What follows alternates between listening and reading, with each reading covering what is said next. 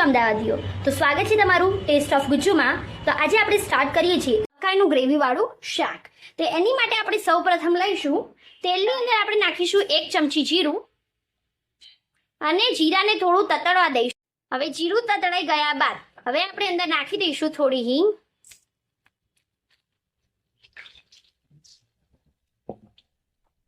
કારણ કે હિંગ ઓલવેઝ ડાયજેસ્ટ કરવામાં બહુ જ સારું કામ કરે છે, એટલે હિંગ તમારા બધા ખાવા। આપણું જે જીરું અને હિંગ છે તતડાઈ ગયું છે, તો હવે આપણે અંદર લસણ આદુ મરચાંની પેસ્ટ જે કરી છે એ નાખી દઈશું 1 ચમચી। આપણે નાખી દઈશું ડુંગળી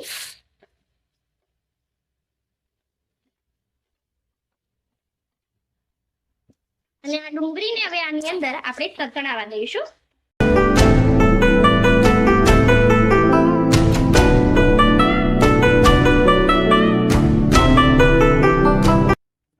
હવે આપણી ડુંગળી લાલ ફરતી થઈ ગઈ છે, તો હવે આપણે અંદર નાખી દઈશું જે આપણે મકાઈ કાપી હતી એ નાખી દઈશું।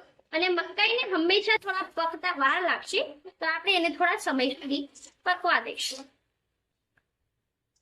હવે આપણે આની અંદર નાખી દઈશું સ્વાદ અનુસાર મીઠું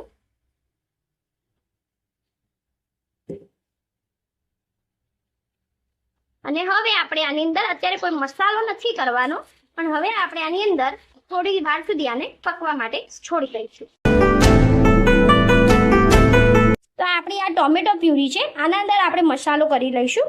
તો આપણે 1 ચમચ નાખી દઈશું હળદર પાવડર, પછી અંદર નાખીશું 1 ચમચી મરચું, થોડું ટેસ્ટ પ્રમાણે ધાણા જીરું અને બધાનો ઓલ ટાઈમ ફેવરેટ ઘરમાં હોય જ છે ગરમ મસાલો, પણ થોડો જ નાખીશું અને આને સારી રીતે mix.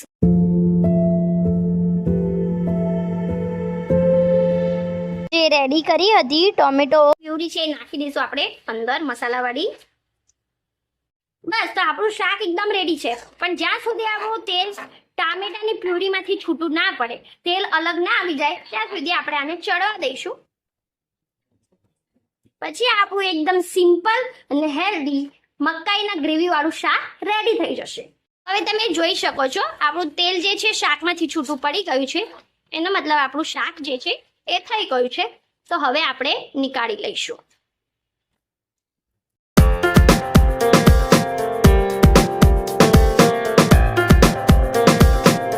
For watching this video. જો આ વિડીયો ગમ્યો હોય તો ચેનલને લાઇક, શેર અને સબસ્ક્રાઇબ કરવાનું ભૂલતા નહીં। ત્યાં સુધી મળીએ બીજી કોઈ નવી રેસીપી સાથે। Keep stay, keep supporting on taste of Gujju. Thank you.